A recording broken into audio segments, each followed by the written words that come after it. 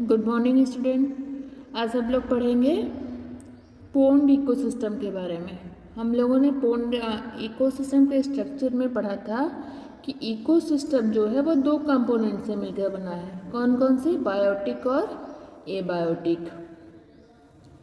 तो अगर हमको किसी भी एरिया का इकोसिस्टम पता करना है तो सबसे पहले हम लोग क्या देखेंगे, उसके बायोटिक और एबायोटिक कंपोनेंट्स कौन कौन से हैं। अगर हमको ये दोनों पता है तो हम किसी का भी इकोसिस्टम निकाल सकते हैं। इकोसिस्टम बहुत बड़ा भी है और बहुत छोटा भी है। एक छोटे से तालाब से लेकर बहुत बड़े महासागर तक का भी इकोसिस्टम हो सकता है। अगर जो हम लोग एक्वेरियम भी रखते हैं घर में, उसका भी एक अपना इकोसिस्टम होता है। इकोसिस्टम में हम लोग क्या पढ़े थे कि इन्वायरमेंट और उनके उस इन्वायरमेंट में पाए जाने वाले जो जीव होते हैं उनके बीच जो अंतःक्रियाएं हो रही हैं वही इकोसिस्टम है। तो किसी भी जगह पे अगर कोई जीव रह रहा है तो अपने वातावरण के साथ उसकी तो अंतःक्रियाएं होंगी, इंटरेक्शंस होगा, तो वही इसका इकोसिस्टम होता है। तो जो इसमें नॉन लिविंग थिंग्स हैं अबायोटिक्स में आ जाएंगे और जो लिविंग थिंग्स हैं वो बायोटिक में आ जाएंगे। तो हम लोग यहाँ पे देख रहे हैं पोन्ड इकोसिस्टम। पोन्ड इकोसिस्टम में हमको सबसे पहले क्या देखना है, इसके बायोटिक कंपोनेंट्स कौन कौन से हैं और एबायोटिक कंपोनेंट्स कौन कौन से हैं। तो पहले हम लोग देखते हैं एबायोटिक कंपोनेंट्स, अजैविक कारक।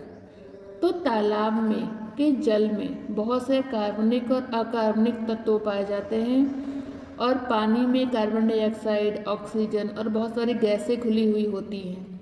ये सब अजैविक कारक में आ जाएंगे, अबायोटिक फैक्टर में। और बायोटिक फैक्टर में अगर देखेंगे तो बायोटिक फैक्टर में हमको क्या क्या देखना है, producers, primary consumer, secondary consumer और टर्सरी कंज्यूमर, और लास्ट में डिकम्पोजर।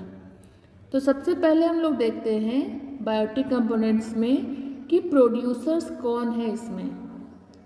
तालाब के जल में, तालाब में कौन है प्रोड्यूसर? प्रोड्यूसर मीन्स क्या होता है, जो अपना भोजन स्वयं बनाते हैं। अपना भोजन स्वयं कौन बनाता है? प्लांट्स बनाते हैं। तालाब में जो छोटे छोटे प्लांट्स होते हैं, बहुत सारे लोगों ने तालाब देखा होगा, जैसे हम लोग जानते हैं किनारे की तरफ ग्रीन ग्रीन पूरा दिखता है, छोटे छोटे प्लांट्स दिखते हैं। ये प्रोड्यूसर्स होते हैं। जो छोटे प्लांट्स होते हैं जैसे इसमें वेलिस्नेरिया आता है, जलकुंभी, एजोला, लेमना, स्पायरोगायरा, ये सब हाइड्रिला, ये सब क्या होते हैं?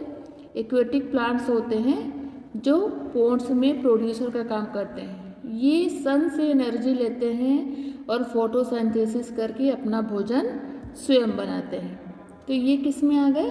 प्रोड्यूसर्स में आ जाते हैं। सेकंड हम लोग देखते हैं प्राइमरी कंज्यूमर।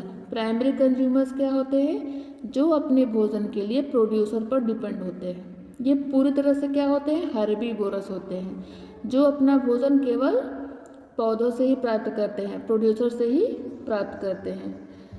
तो तालाब के जल में कुछ कीट पाए जाते हैं, एक्वेटिक कीट, क्रस्टेशियंस जैसे लिमनिया, प्लेनार्बिस, और छोटी मछलियाँ जो होती हैं वो प्रोड्यूसर से अपना भोजन प्राप्त करती हैं, जिसे हम लोग प्राइमरी कंज्यूमर कहते हैं। सेकेंड आता है सेकेंडरी कंज्यूमर। सेकेंडरी कंज्यूमर्स में कुछ एक्वेटिक इंसेक्ट्स आते हैं जो थोड़े बड़े इंसेक्ट्स होते हैं। इसमें मेढक भी आते हैं, मेढक भी छोटे छोटे इंसेक्ट को खा लेते हैं। मछलियाँ आती हैं, मछली और डायस्टिकस, वेलन, स्टोमा, ये सब आते हैं इसमें, जो अपने भोजन के लिए प्राइमरी कंज्यूमर पर डिपेंड होते हैं। और हम लोग देखेंगे टर्सरी कंज्यूमर। टर्सरी कंज्यूमर में तालाब में आएगी बड़ी मछली। जो बड़ी मछली होती है वो मेढक और छोटे मछलियों और छोटे इंसेक्ट्स जो होते हैं उनको खा लेती है। तो टर्सरी कंज्यूमर में कौन आएगा इसमें? बड़ी मछलियाँ। फिर लास्ट में आता है डिकम्पोजर। डिकम्पोजर तालाब की जो मिट्टी होती है नीचे की तरफ, उसमें कुछ बैक्टीरिया और फंगस पाए जाते हैं। जो पेड़ पौधे जो होते हैं, इसके एक्वेटिक प्लांट्स जो होते हैं, जो एनिमल्स होते हैं, जीव जंतु होते हैं, ये मरने के बाद सब कहाँ जाते हैं? नीचे, नीचे तली में, मिट्टी में। यहाँ से इसको बैक्टीरिया और फंगस क्या करते हैं?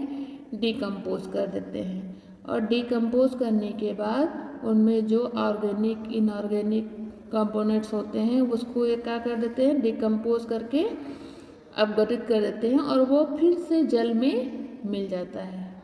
और जल में मिलने के बाद पुनः इसको प्लांट्स और एनिमल्स जो होते हैं वो एब्जॉर्ब करते रहते हैं।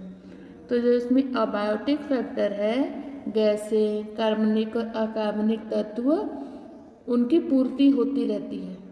ठीक है, जो बैक्टीरिया और फंगस होते हैं वो जीव जंतु और प्लांट्स को डिकम्पोज करते हैं और डिकम्पोज जब करते रहेंगे तो सारे ऑर्गेनिक तत्व, इनऑर्गेनिक तत्व जो होते हैं वो पानी में मिलते रहते हैं, गैसें मिलती रहती हैं, जिससे जो एबायोटिक फैक्टर्स होते हैं उनकी पूर्ति होती रहती है।